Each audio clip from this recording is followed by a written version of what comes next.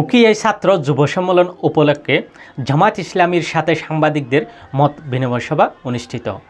শাকুর মাহমুদ চৌধুরীর তথ্য ভিডিও চিত্রে দেখুন বিস্তারিত। উকিয়ায় ৬ ডিসেম্বর বাংলাদেশ জামায়াত ইসলামীর উদ্যোগে অনুষ্ঠিত ছাত্র যুব সম্মেলন ২০২৫ উপলক্ষে উকিয়া উপজেলার সাংবাদিকদের সঙ্গে এক মত বিনিময় সভা অনুষ্ঠিত হয়েছে। আজ বৃহস্পতিবার বিকাল ৪টায় উকিয়া উপজেলা জামায়াত ইসলামীর কার্যালয়ে এই মত বিনিময় সভার আয়োজন করা হয়। সভাপতিত্ব করেন বাংলাদেশ জামায়াত ইসলামীর উকিয়া উপজেলা সেক্রেটারি মৌলানা সুলতান আহমদ। পবিত্র কোরআন তেলাওয়াত করেন উকিয়া উপজেলা শ্রমিক কল্যাণ ফেডারেশনের সভাপতি মৌলানা রিদওয়ানুল হক জিশান। সবার প্রধান অতিথি হিসেবে উপস্থিত ছিলেন বাংলাদেশ জামায়াত ইসলামী মনোনীত কক্সবাজার ৪ আসনের এমপি পদপ্রার্থী জনাব মৌলানা নূর আহমদ আনোয়ারি। তিনি বলেন, তরুণ প্রজন্মে আগামী নির্বাচনে পরিবর্তনের সুর তুলবে। আমাকে সুযোগ দিলে উকিয়া টেকনাফ কোনো যুবক বেকার থাকবে না, কর্মসংস্থান হবে প্রধান অঙ্গীকার।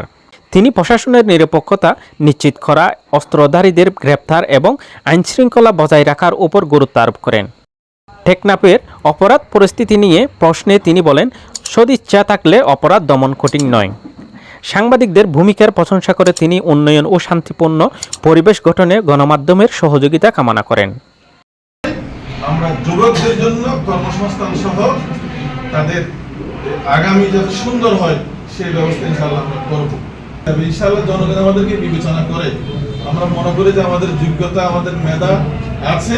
ইনশাআল্লাহ এমন মেকানিজম আমরা তৈরি করব, কোনো সন্ত্রাস এখানে থাকতে পারবে না, ইনশাআল্লাহ কোনো অস্ত্রবাজ থাকতে পারবে না, এবং এই অপহরণ বন্ধ হবে সেই মেকানিজম করার যোগ্যতা, মেধা ইনশাআল্লাহ আমাদের আছে। ইনশাআল্লাহ আমরা সেটা করবই। যেহেতু আপনারা ভালো সংবাদ পরিবেশন করতে পারেন, আপনারা যদি আমাদের এই যে ঐতিহাসিক এই ৬ ডিসেম্বরের সমাবেশটা যদি আপনারা আপনাদের অবস্থান থেকে যদি একটু প্রচার করেন, আমরা আশা করি বিপুল পরিমাণ জনগোষ্ঠীর মাঝে এই খবরটা পৌঁছে যাবে। সেই হিসাবে আমাদের উকিয়া উপজেলা জামাতের পক্ষ থেকে আপনাদের কাছে আমাদের বিনীত নিবেদন থাকবে, মেহরবানি করে আপনারা প্রচার করবেন। এবং সেই দিন আপনাদের সকলকে আমরা আন্তরিকভাবে দাওয়াত দিচ্ছি আমাদের সমাবেশে। আপনারা সম্মানিত মেহমান হিসেবে আপনারা উপস্থিত থাকবেন।